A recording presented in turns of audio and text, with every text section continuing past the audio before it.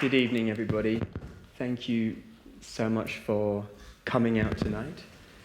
Good evening, everybody or good morning and good afternoon and good evening to everybody who's live streaming around the world, which is very lovely to have you join us. I want to say a very big thank you to everybody who's made the evening possible. I'd also just like to let you know about the music you've been listening to as you've been coming in. And this is a new album, Down in Yon Forest, Songs of Christmas and Winter by Liz Rogers and Eugene Friesen. So two great friends of Findhorn. And I've been listening to this album all week, and it's absolutely my new favourite Christmas album. It's very beautiful, and will be selling copies at the end, not during the talk, but at the end. We thought it would be better that way, but we'll see how it goes this time. So we'll be selling those later.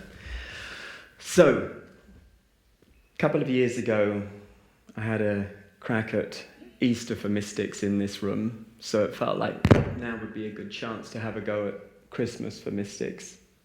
So welcome to Christmas for Mystics. And I want to start with Advent. Advent is preparing for Christmas, and I think preparation is highly necessary. We are about to enter the busiest, most madcap and insane season of the year. There will be shopping and baking, shopping and wrapping, shopping and decorating, shopping and going to parties, shopping and singing, shopping and midnight shopping. There will be a lot to do over the next few days, and it's vital, therefore, I think, that we prepare for this. Christmas comes, but once a year is enough. And I think the punctuation in that sentence is vital. When cooking a Christmas feast on Christmas Day, you can't just wake up on Christmas morning and ad-lib the whole thing. Some of us have tried, and it doesn't work. The Holy Spirit just can't help you with stuff like that. Ultimately, a little bit of preparation is needed. And to enjoy the deeper meaning of Christmas, I think it's also true to say that we have to sort of start preparing now. Let's take a little look at the meaning of the word Advent for a moment. Advent in the Latin is adventus. And adventus means arriving, something that's on its way. In Greek, it's parousia, which means presence, something that's already here. And I quite enjoy that distinction, actually, preparing really for something that's already here. Both, of course, are to do with the preparation of the second coming. The first coming was through Jesus, the Christ child. The second coming is for now, and it comes through all of us. Now, the Nativity Scene is, I think, the most famous scene in the Christmas story, as it's told in Matthew and Luke. And in Luke, we hear these words: "And she gave birth to her firstborn, a son. She wrapped him in cloths and placed him in a manger, because there was no inn available for them." No inn available. The nativity scene is, I think, the Christmas altar, really. Setting out a nativity is a Christmas tradition that precedes decorating a tree, for instance.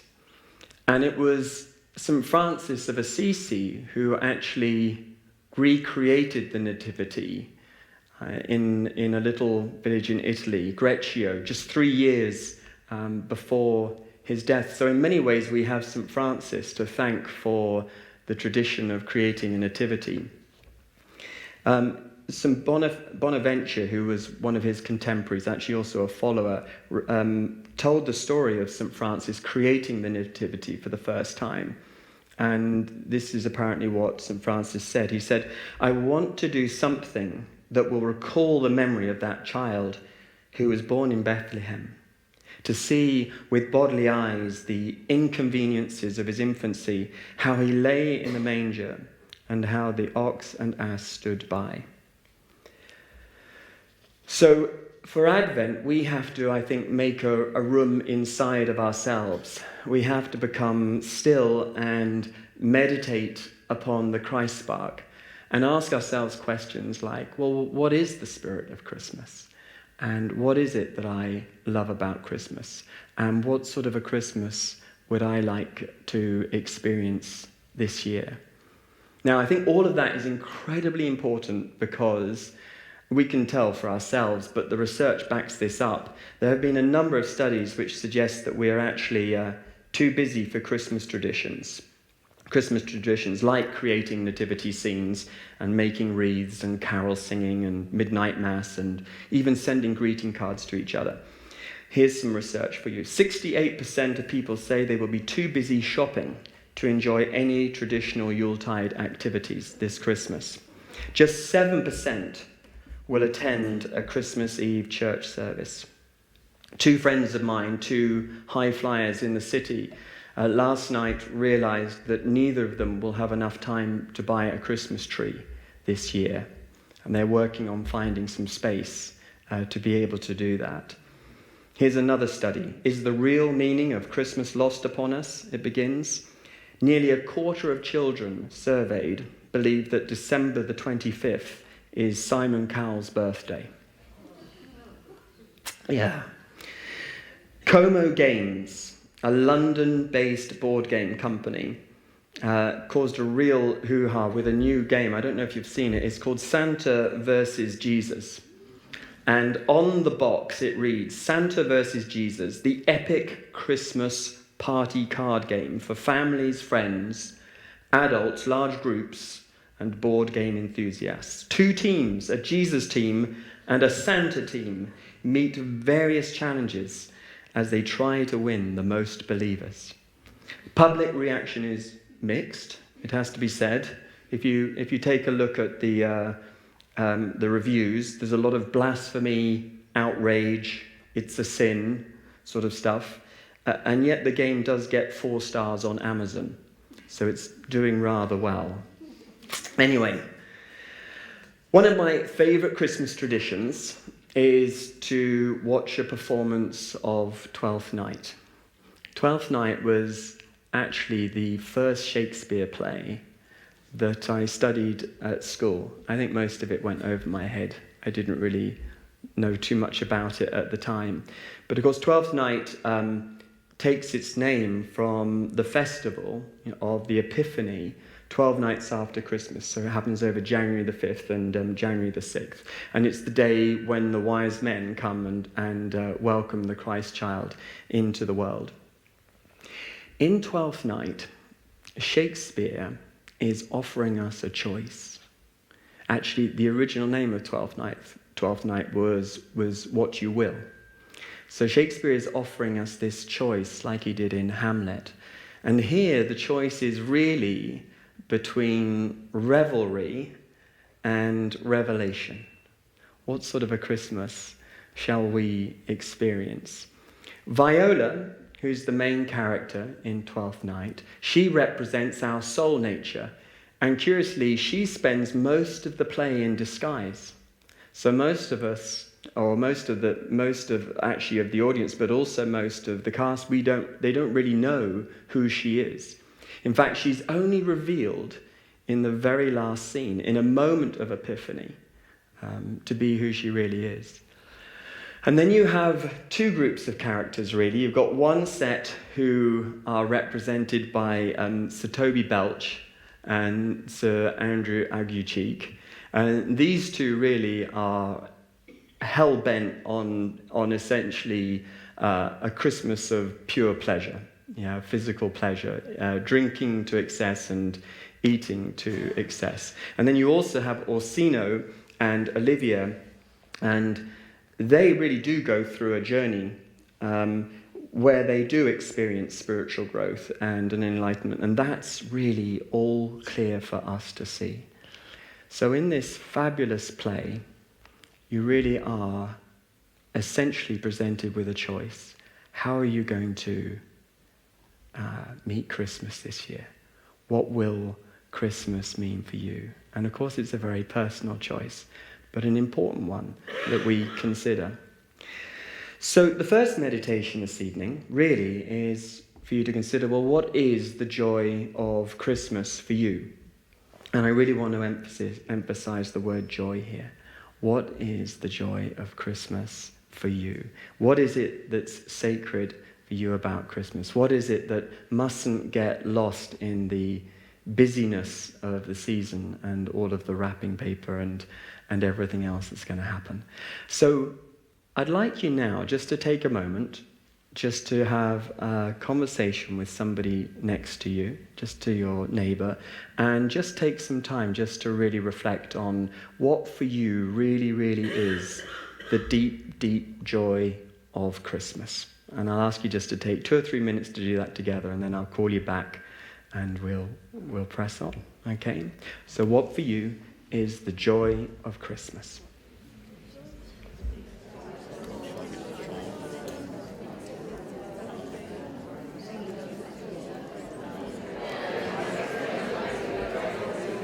Okay, thank you very much.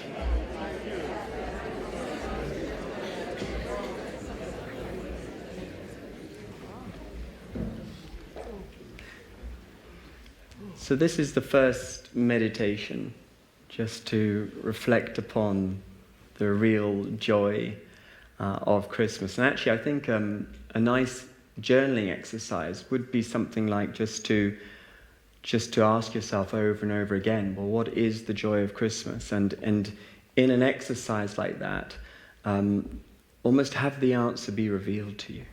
Allow it to come to you and get a feeling for what this time is really all about as we are, dashing around, prancing around at this time.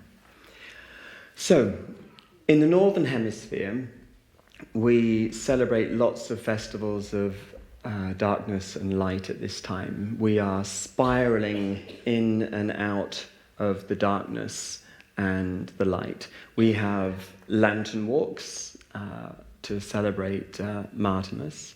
We have Diwali. We have Bodhi Day, celebrating the enlightenment of the Buddha. That actually is tomorrow. That's always on the 8th day of the 12th month. We have solstice, we have Yuletide, we have Hanukkah. And the whole time we are really addressing this play of darkness and light. Decorating the Christmas tree is, I feel, a spiritual practice, particularly when we get to decorate it with lights, and in particular things that are meaningful to us. One of my favorite decorations that we put on our tree is essentially it's a disc which features the lantern from Holman Hunt's picture called The Light of the World. How many of you are familiar with that picture? Yeah, lots of you, that's great. This is a picture of Jesus Christ standing at a door. The door is closed, but there are no bolts and no locks on the door. The inference really here is that the door could be opened at any time, and essentially that Jesus Christ is there with a lantern, and actually behind him on the floor are some apples. This William Hunt was a pre-Raphaelite painter, and the apples, by the way, they signify Avalon and the Holy Grail and that great adventure. But here we are. The light, if you like, has arrived already, and it's waiting for us, and it's up to us to be willing to open the door. There's a wonderful version of this painting that hangs in the Middlesex Chapel at St. Paul's Cathedral. And that's another one of my lovely sort of favourite Christmas traditions, is to go and spend some time by this absolutely life-size picture. Underneath the picture, we have Revelations 3:20. Behold, I stand at the door and knock. If any man hear my voice and open the door, I will come into him and sup with him, and he with me. I am the light of the world. John 8, Gospel of John 8:12. I am the light of the world. Whoever follows me will never walk in darkness, but will have the light of life. Who said that? The theologians, most of them, will tell you that it was Jesus who said it. The mystics will tell you that it was Christ speaking through Jesus. There's a clue in it, and it's the I am. I am the light of the world. In the Gospel of John, which is one of the mystical Gospels, whenever you hear those words, I am, it's code for the Christ speaking. 7 times you hear an I am statement in the Gospel of John, and that's your clue that at this point it's no longer Jesus by himself. It has to be the Christ spark, the Christ light that is speaking through him. And that's what makes the Gospel of John so riveting. In Matthew, we also hear Jesus Christ say this: you are the light of the world. So now it's back to us. He says this, of course, to the disciples, but the disciples represent us. You are the light of the world. A city built on a hill cannot be hid. No one, after lighting a lamp, puts it under the bushel basket, but on the lampstand, and it gives light to all in the house. In the same way, let your light shine before others, so that they may see your good works and give glory to your Father in heaven. So we hear both I am the light of the world and you are the light of the world.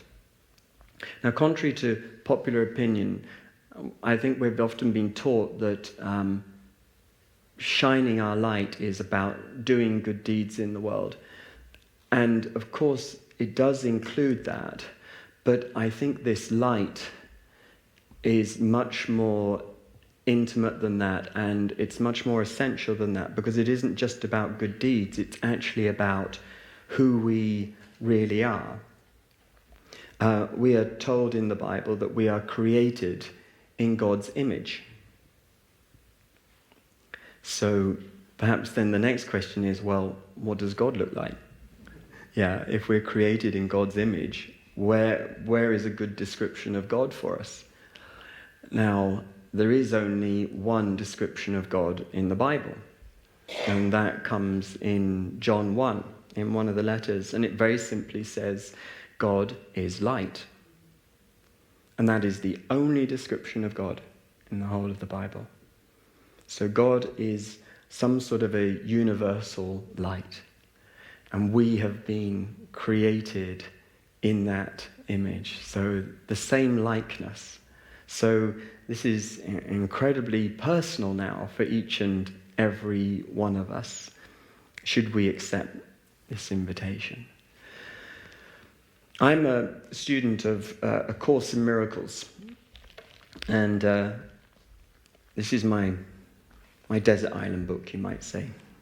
And I've been studying it for about 25 years or so, and it's a book that is given to us from the mystical Christian tradition. So essentially, it's a book which receives an impulse which quite clearly is the Christ. And there's a beautiful meditation on Christmas here in A Course in Miracles, which I'd like to share with you now. And it starts really by offering us a symbol. a symbol that we're familiar with, but it gives us a different take on the symbol. And here's what A Course in Miracles says. The sign of Christmas is a star, a light in darkness. See it not outside yourself, but shining in the heaven within, and accept it as the sign the time of Christ has come. Now, often, of course, like the traditional meaning of a star is, we've heard, well, what was that star? Was it Venus? Was it the sun in a far-off galaxy? Was it a UFO? We get so many theories about something that was outside of us, very, very far away, from a great distance, separate from us, perhaps even shining to us from the past. But here we're being asked to consider that actually this star already exists in us. Let's take a moment just to take this in, and I'm just going to read these words to you again and see if you get a feeling for this.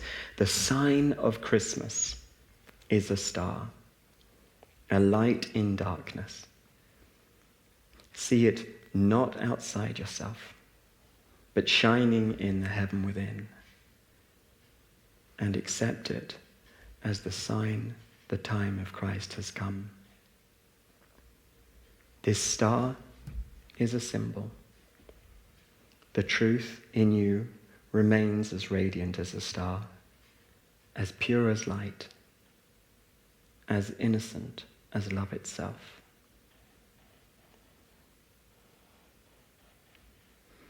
The truth in you remains as radiant as a star, as pure as light, as innocent as love itself.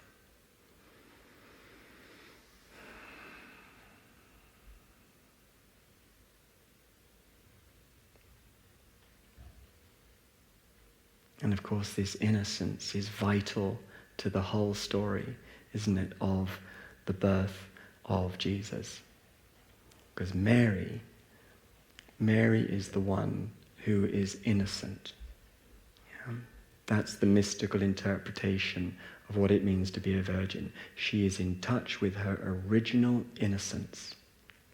And when any of us are in touch with our original innocence, we will experience a great presence. We will experience a light. We will experience a consciousness that belongs to the divine and to our true nature.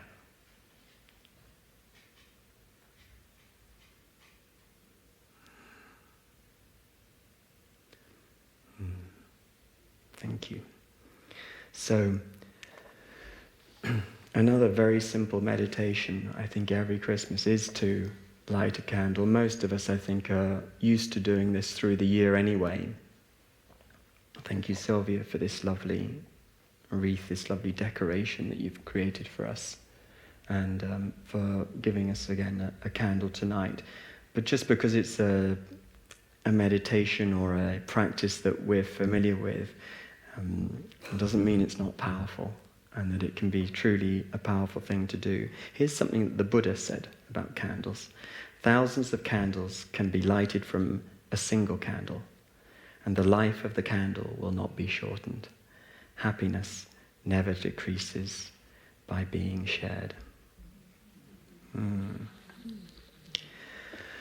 So, darkness and light, spiraling in and out of darkness and light the whole time. Christmas time is absolutely life under a magnifying glass. Everything that's wonderful in your life is super wonderful, and everything that isn't, is very difficult to deal with. 'Tis the season to be jolly, but it's very difficult to do that when we're going through our difficult times. And all of us, I'm sure, this Christmas will be different from any other Christmas for very big and personal reasons. Not least, not all of us will be celebrating Christmas with all of our loved ones this year.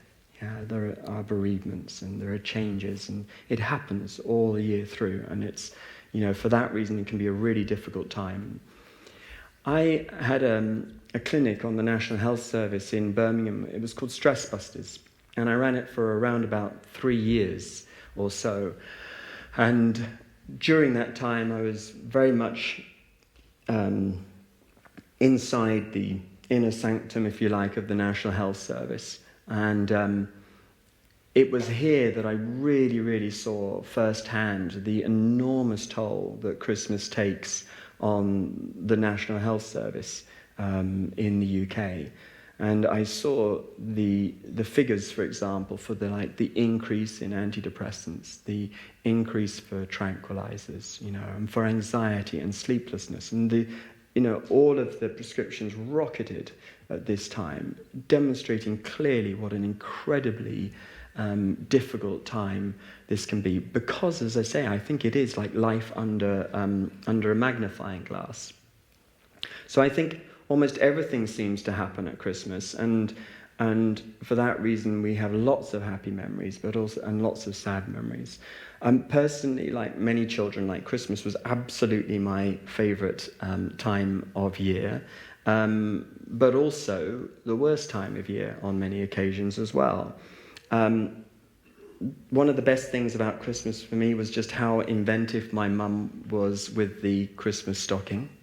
She was absolutely brilliant at finding wind-up penguins with wearing sombreros and stuff, and just inventive little toys that which made the stocking for me the absolute best thing about Christmas. And that's so important that Holly has to get a Christmas stocking for me every year, because it just feels like the big thing to do. I just completely love that. There were some duds in there, obviously, like, tangerines and walnuts, but I could forgive her for that, so long as there were a few wind-up toys in there, and there always were. That was completely the best thing. That's what I absolutely loved.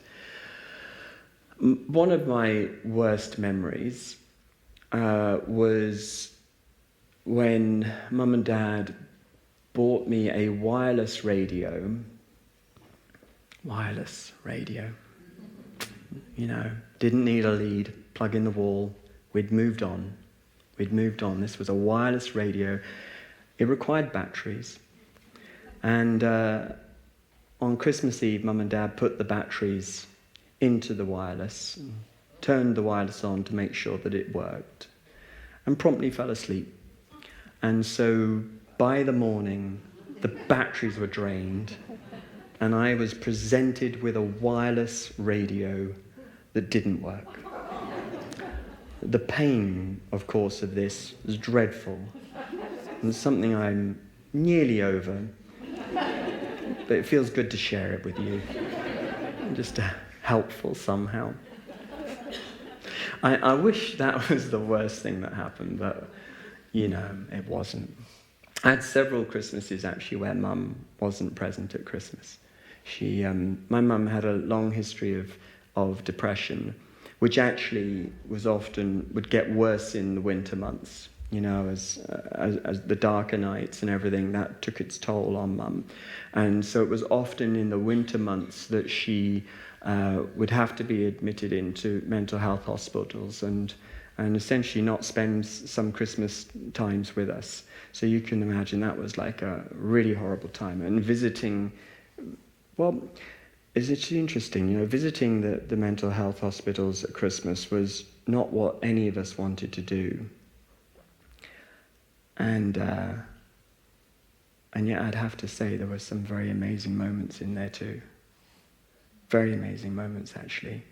There was an intimacy, an understanding, a grace often in those places that are, they belong to those places. That's, I think, all I can really say. My dad suffered from alcoholism, and when we were 15, he left home. And when I was 15,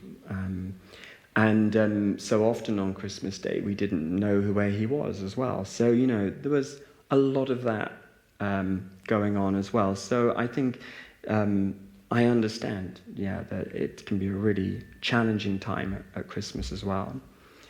I would like to tell you, though, just, I think, one of my favourite family stories, which I hope you appreciate. It's one that I find funny now, but I didn't find funny at the time. In fact, at the time, it was one of the most embarrassing moments of my life. So we lived in a little village called Littleton in Hampshire, and twice a year the Holdens went to church. We went at Easter to see if we could meet the Easter Bunny, and then at Christmas if we could meet Santa Claus. And that was essentially it. So we were, they were always a little surprised to see us. Everybody knew everybody in the village, of course, but they were slightly surprised to see us. We were welcomed very nicely in the little church at the bottom of the hill called St. Mary's. And so there we were, all tucked into the pew. So I had Mum on one side, and I think I was about 10 or 11 years old, and my brother David, who was there for about 6 or 7 years old, and then my dad. So this is one of those Christmases where we are actually all together. And in front of me, there's a family set up very similar. So a parent, 2 children, another parent, and then loads of other people. But you do need to know about those people just in front of us. So the sermon, on the whole, I would have to say, was, for me, unmemorable. It's not to say it wasn't a good sermon. It just didn't quite touch me in the way that it could have done. I think of the sermon as the sermon of blah, because that's sort of how I heard it. It was a sort of a blah, blah, blah, blah, blah, blah, blah, and lo, and blah, blah, blah, blah, blah, verily, blah, blah, blah, blah, shepherds, blah, blah, blah, blah, star, blah, which rhymes. But anyway, it was that sort of a thing. And suddenly, Mum has started laughing. In church. Yes, there you go. And you shouldn't. It offends, the family. Mary and Joseph and Jesus. But anyway, she starts laughing.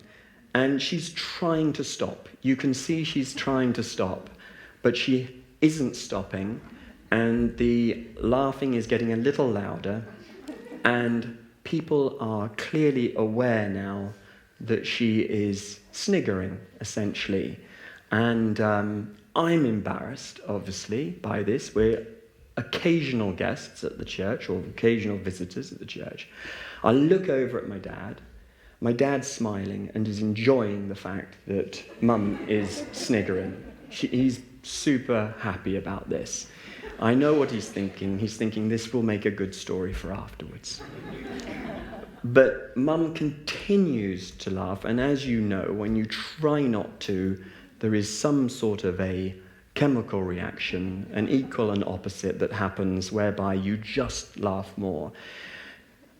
I can only imagine she gave an almighty effort to stop laughing, and in doing so, she let out an audible fart. And on farting, she then jerked forward and started to choke. So we had laughing and farting and choking coming from the person sitting next to me in church, an unholy trinity, you could say, of farting and laughing and choking. And it was a desperately awful experience for me personally. It's a terrible thing to have a crowd of Christians looking at you in a certain way and clearly not ready to forgive you at this point, even though it is the central teaching of Christianity. Clearly it takes time for all of us to do this. I didn't know what was happening. That was part of the pain of the whole thing. Why is she laughing like this? So it only happens out later that I find out what has happened. And essentially what has happened is the sermon of blah is in full swing. Blah, blah, blah, blah, blah, blah, blah. And he pauses and then gives everybody a question. And the question is, so what has this taught us? Now, at this point, the family in front of us, one of the children, turns to the parent and says, Where's the tortoise? Now, this is what has set my mum off in what is a glorious moment for her. I think she saw this as fundamentally a brilliant Monty Python moment, which was her favourite show, and that is what happened, and that's one of our best ever stories. Not at the time, but for later, and even for right now. It's good to share it with you. All right, so we are here in the Northern Hemisphere, and particularly up here in Scotland, we are fast approaching the darkest day of the year. And clearly this is a time where we have to, I think, cultivate, if we can, a equally appreciative relationship for the light and the dark. That's not easy for a lot of us. The darkness, I think, maybe has had a bad rap over the years. It's perhaps not all as dark as it seems to be, but we can't know that whilst we are so afraid of it, if you like. But maybe the darkness can be a dazzling light that we just can't see yet. The key, I think, is to do our best not to go into the darkness by ourselves. Of course, we're going to feel like we're by ourselves often, but if we can remember that we're not alone when we're in the darkness, that's a fine thing. One of my absolute favourite traditions of Christmas time is to see a production of Christmas Carol, either that or to reread the book. I've seen some wonderful productions over the years at the Old Vic and the Lyceum and the RSC as well. I remember seeing Patrick Stewart give a one-man performance, Christmas Carol, which was amazing. Simon Callow did the same thing. Jim Broadbent was another one as well. The Muppets Christmas Carol, that's pretty good as well. That's a good one. This year, our daughter Bo is starring in Christmas Carol at a school play. But I really, I see this particular fable as offering us a way out of the darkness, if you like. Charles Dickens is the man who is credited by many as having invented Christmas, or at least helping us to remember the true spirit of Christmas. And Scrooge, of course, he goes through this extraordinary journey, really, of redemption, doesn't he? You know, when we see him to begin with, he really is a broken man. And he is in the darkness, for sure. He lives in the chambers of his deceased partner, Marley, who has been dead for 7 years. That's another mystical theme right there for you, the 7-year cycle. And Marley is as dead as a doornail, if you remember.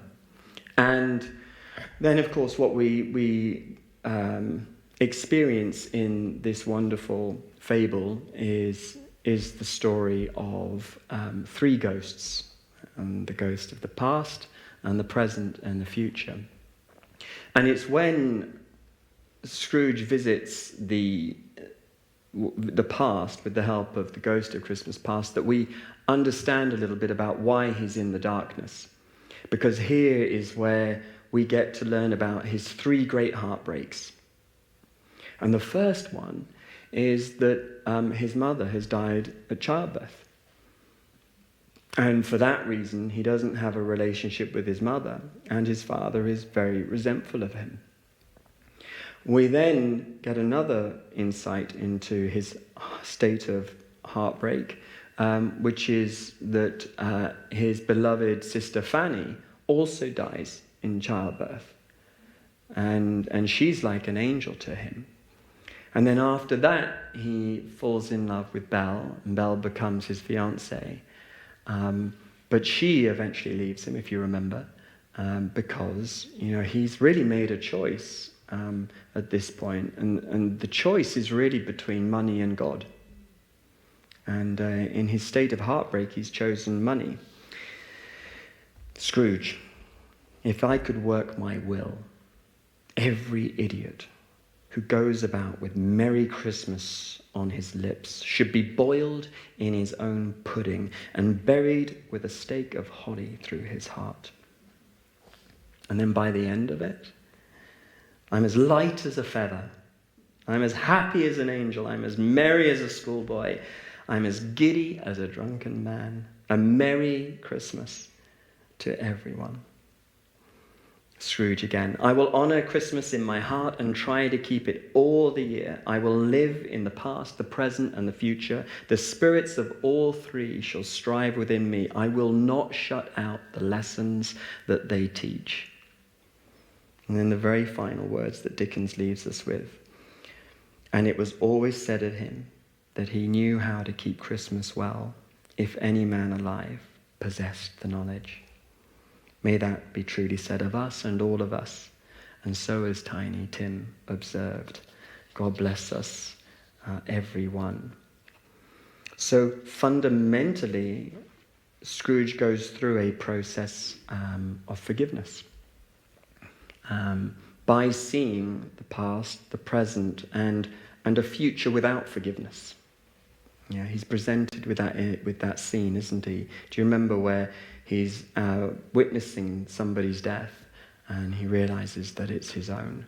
But this is essentially, I think, a fable of forgiveness.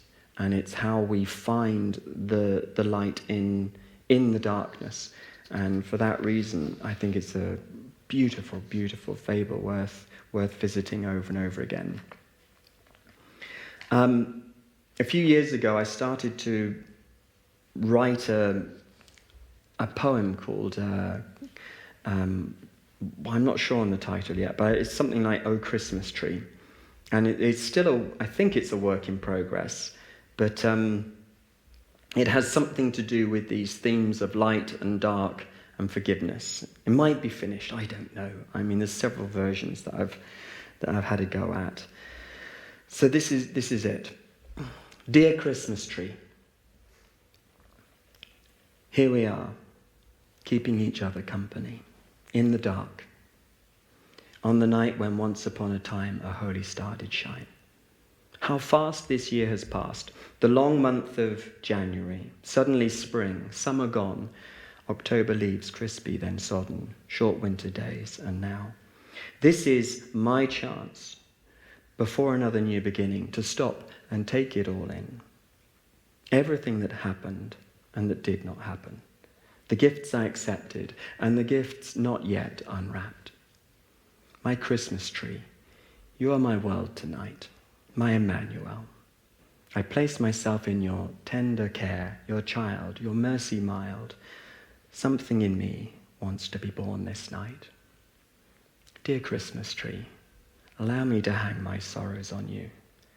Please take from me the suffering that still hangs around me so heavily. My angel, watch over me, forgive me my trespasses. Help me to forgive myself again and to sleep in heavenly peace. And in the morning, I will rise with the dawn of a redeeming grace. And even before I open my eyes, I will sing hymns of gratitude. And later, I will sit here with you again, dear Christmas tree, and unwrap all the gifts that you have for me.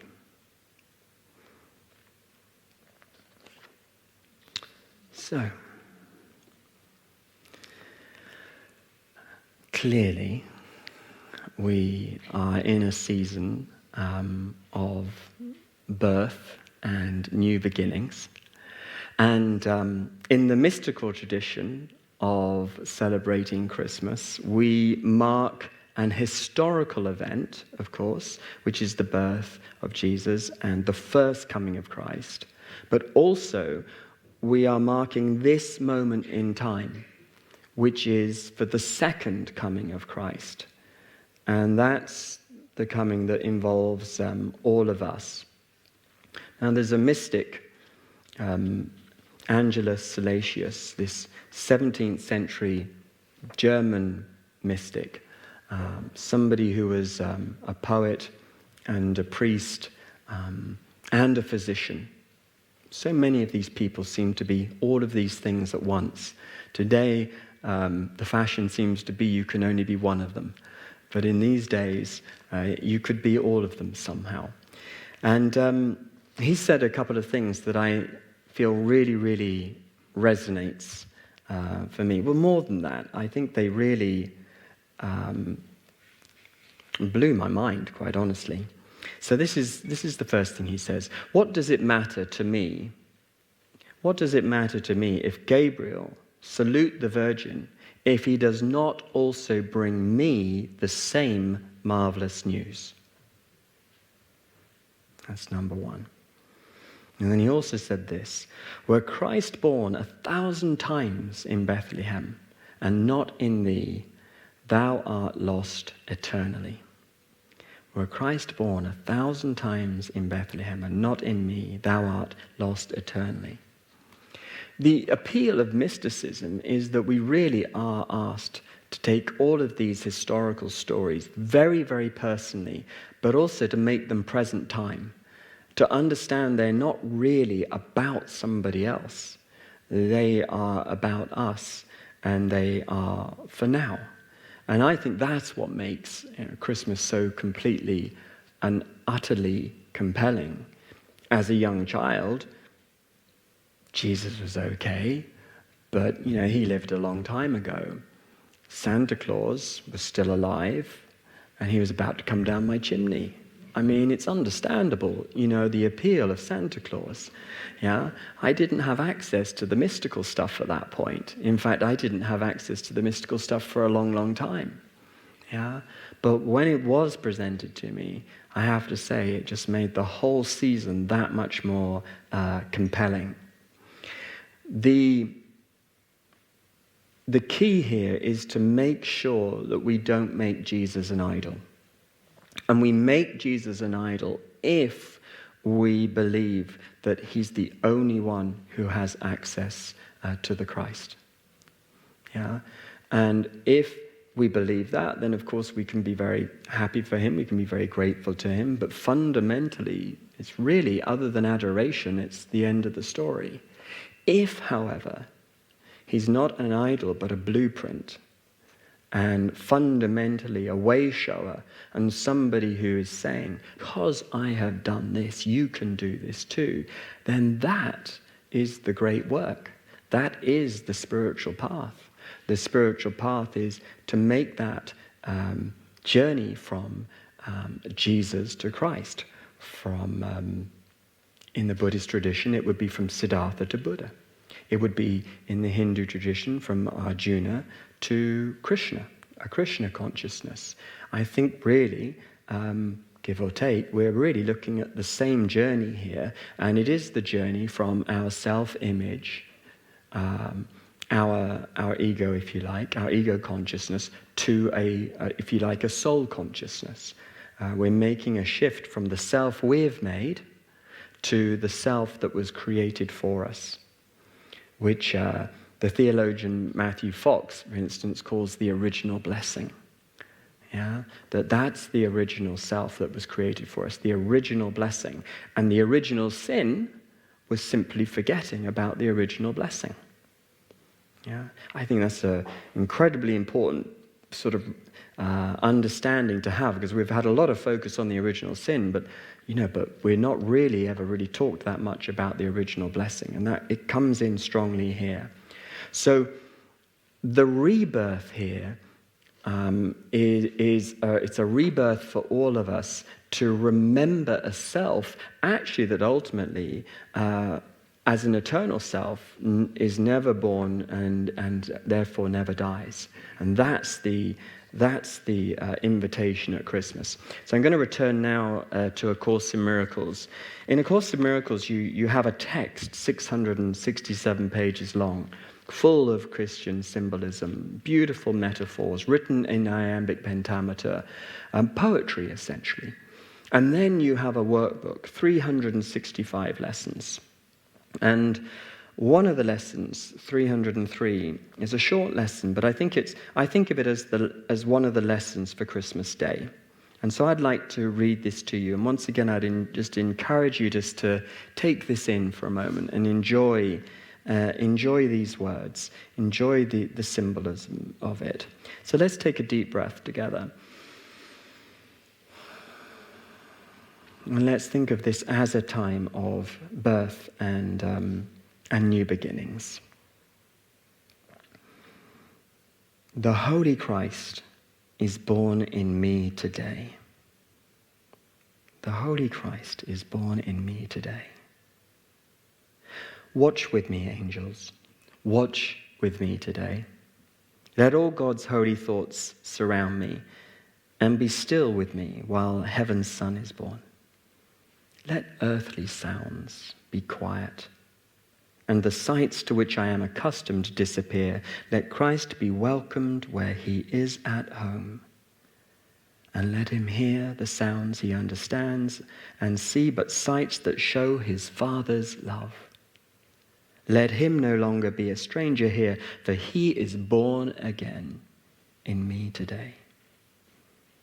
Your Son is welcome, Father. He has come to save me from the self I made. He is the self that you have given me. He is but what I really am in truth. He is the Son you love above all things. He is myself as you created me. It is not Christ that can be crucified. Safe in your arms, let me receive your Son.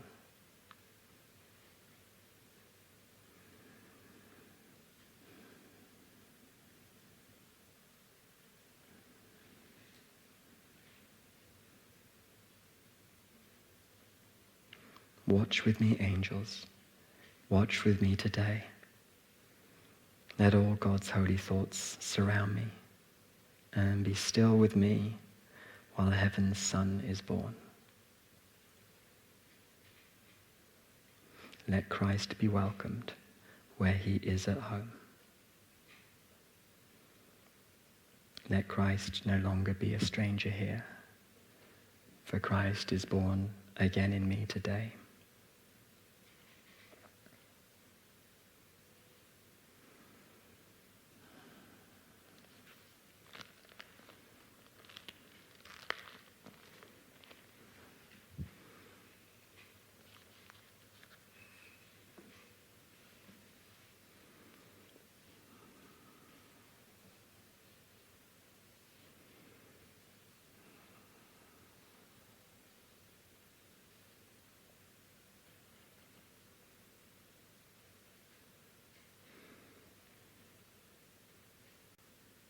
The invitation is simply to make a space in our mind, in our heart, in our diaries, to experience this birth of awareness, and have that be what makes Christmas be so meaningful to us. Richard Rohr is the author of a book called The Universal Christ. He's a huge inspiration to me. He says, the Christ we are asking for and waiting for includes your own full birth and the further birth of history and creation. For the last few years, Holly and I have been presenting a workshop down in London around this time of year where we get to reflect on the meaning of Christmas. And I remember last year Holly made some decorations that everybody got to take away for the Christmas tree. Um, and we always try and do something a little different each year, but one of the exercises that we've done now a few times in a row is where we give people a Christmas card. And we ask them to write this Christmas card to themselves and to put in the Christmas card a message that you most need to hear this Christmas. So this comes from inner listening, of course, which is, of course, one of the great practices here at Findhorn. But the idea is just to take a moment just to think about, well, what is the message that I most need to receive this Christmas? What do I most need to hear? That's what I would put in a Christmas card to myself. That would be something for me to keep. And we give people the Christmas cards and then they write something down and take it away. And the idea is they get to put that Christmas card up in their house somewhere. And I just thought for a moment, it would be nice if you just took a moment just to reflect upon this. What is the message you most need to hear for yourself this Christmas? So let's all gather together in the silence. And let's be receptive to this message. And let's ask for this message to be given us. This Christmas, what is it that I most need to know? This Christmas, what is it I most need to remember?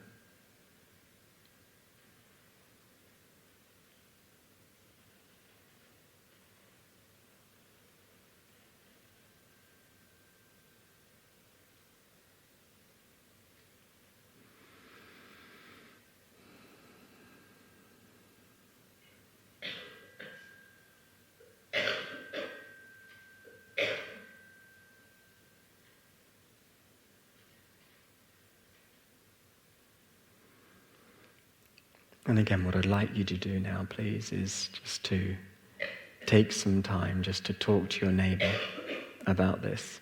What is it that you would most like to remember throughout this Christmas season that's really going to help you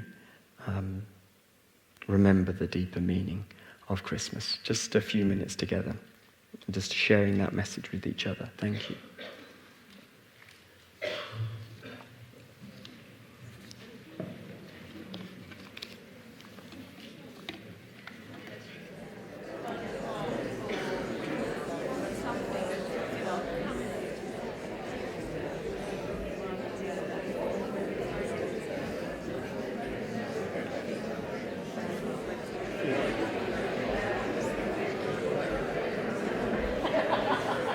Okay, thank you very much.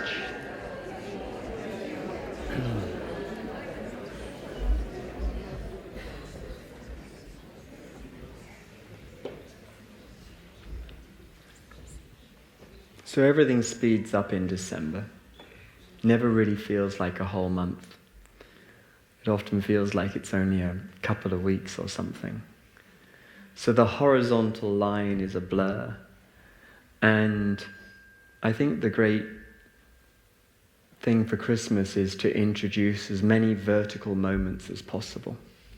You know, these vertical moments, these traditions and these rituals where we really do just get to stop and have that experience of the vertical, so that when we start running again, which we inevitably do, it's part of the hypnosis, I think, of the human condition, is that we race and chase and, run after things.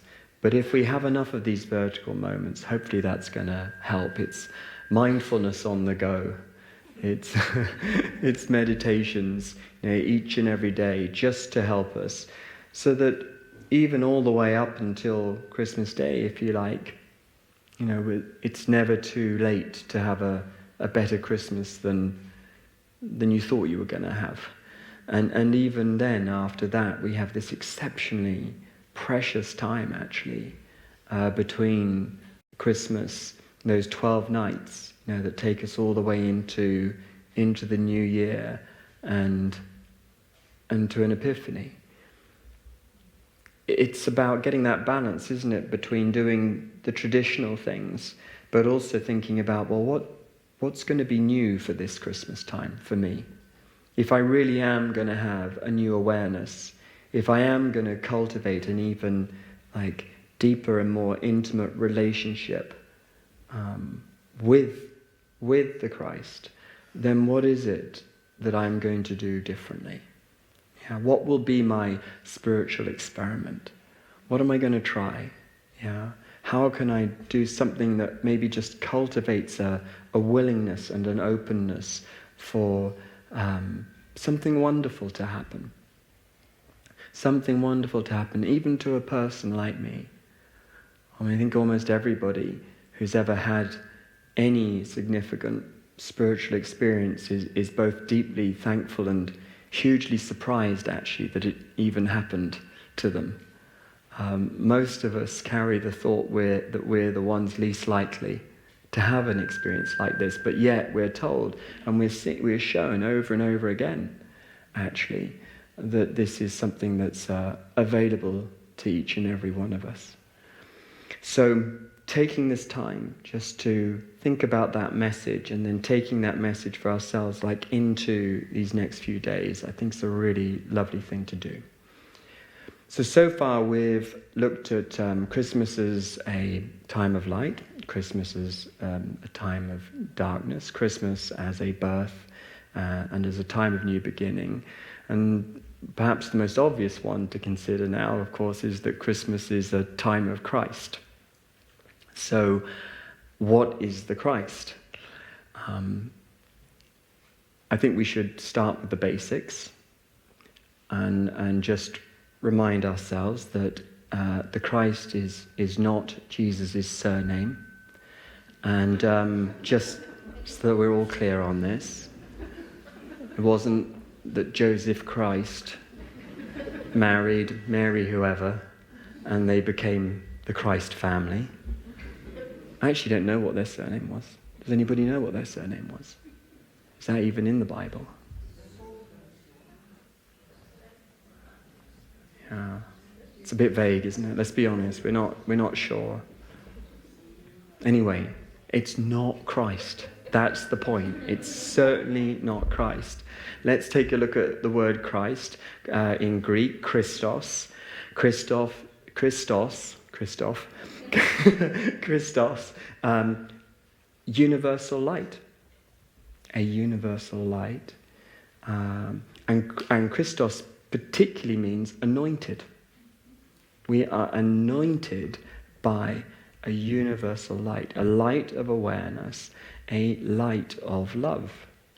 And this great light is a universal light, and it is therefore non-denominational, and it doesn't matter where you stand in the hierarchy.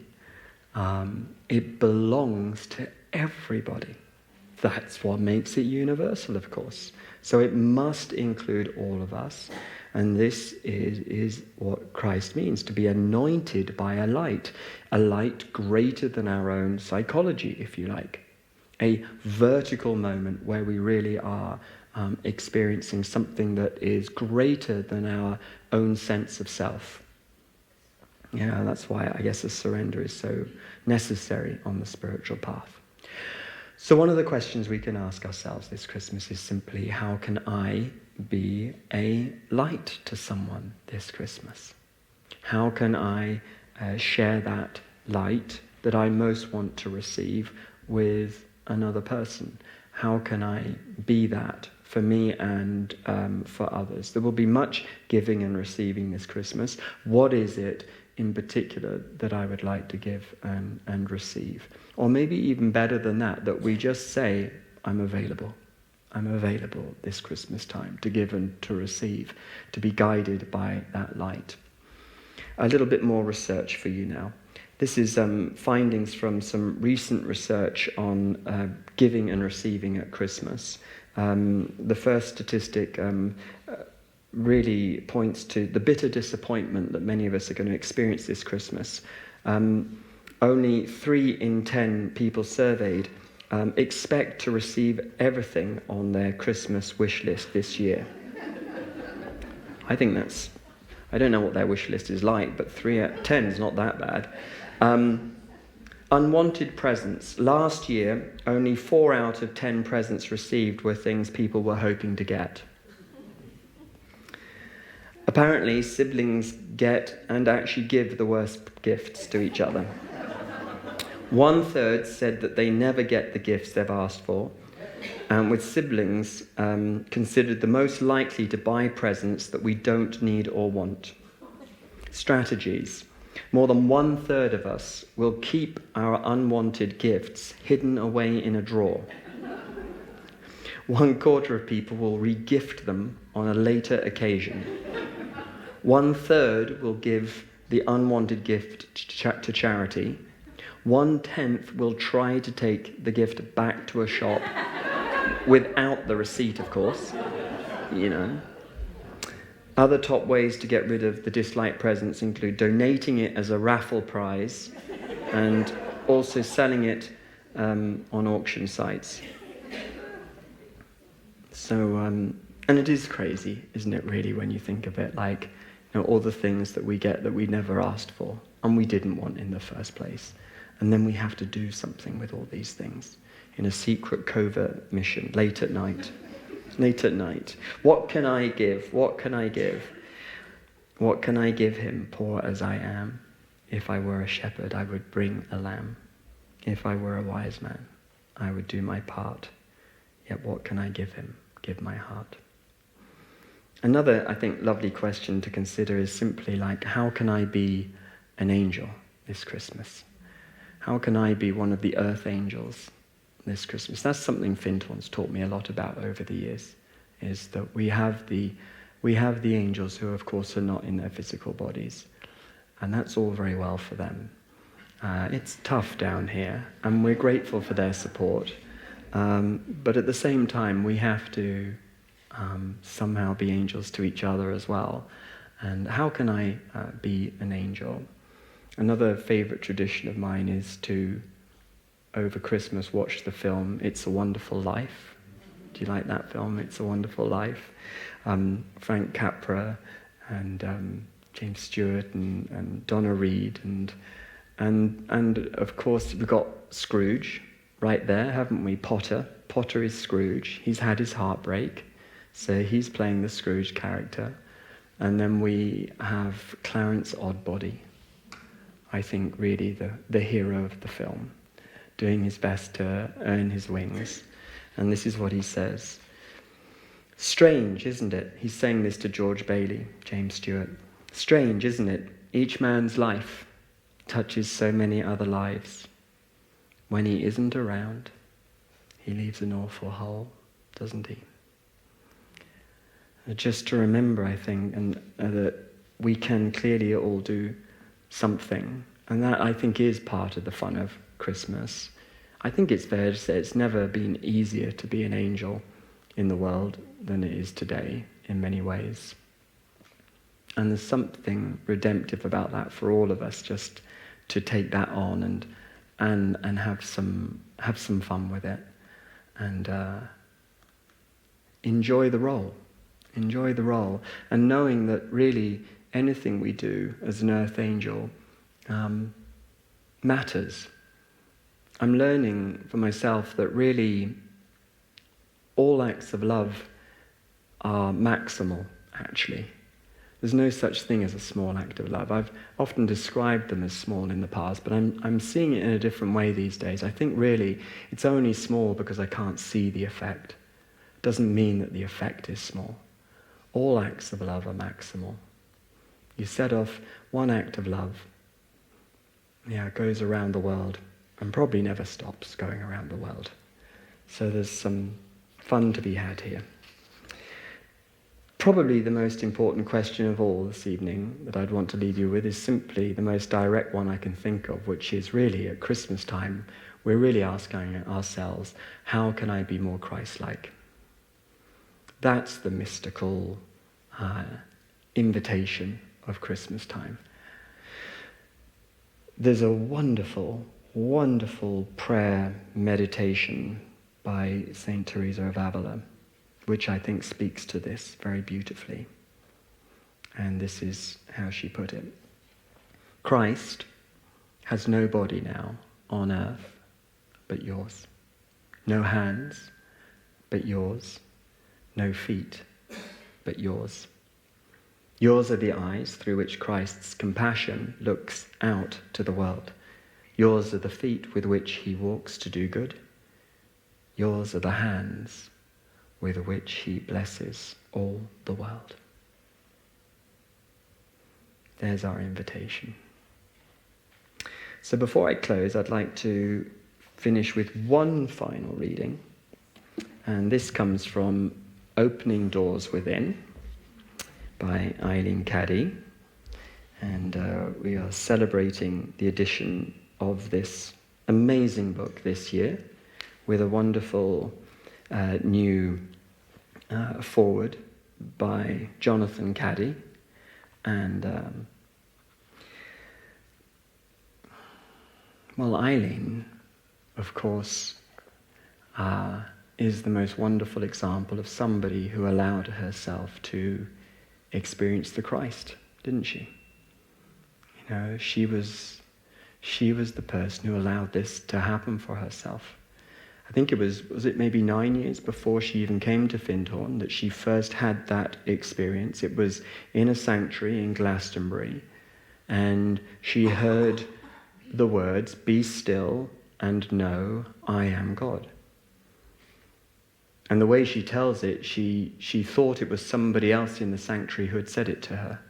But of course it actually came from within her. Be still and know I am God. There is the I am statement again. There's the code for that this is the Christ. And then of course all of the inner listening that came after that has played such a huge part in creating this beautiful community, which began as a family, of course, and then a community, and is evolving on and on to become a city of light, a lighthouse for the planet. And I thought I'd share with you the reading for Christmas Day from Eileen Caddy. And I think I want to just finish before I read this by saying a huge thank you to her. And a huge thank you to everybody who in the early days here at Findhorn dared to listen to this voice and followed the guidance, because we wouldn't be here in this way without them doing that. So this is from this amazing book, Opening Doors Within, 365 passages of listening, inner listening, received guidance from the Christ to Eileen, put together by David Earl Platts beautifully, December the 25th. Day by day, you become more and more infilled and infused with the Christ consciousness. You are able to walk in the light and become one with the light until there is no darkness in you. And as this process takes place, you bring more light into the world. You must realize that it all starts in you. You have to put your own house in order first, and you must have the faith and confidence that you can do so and then do it. It is what is within you that is reflected without. It is not something to be striven for. It is something that just happens if only you will let it. And fill your heart and mind with love and understanding. This raised state of consciousness is in the very air you breathe. Breathe it in deeply and let your whole being be infilled with it. It is so great that you cannot contain it. Therefore, breathe it out, and so keep it moving and growing. Day by day, you become more and more infilled and infused with the Christ consciousness. Breathe it in deeply and let your whole being be infilled with it. It is so great that you cannot contain it. Therefore, breathe it out. And so keep it moving and growing.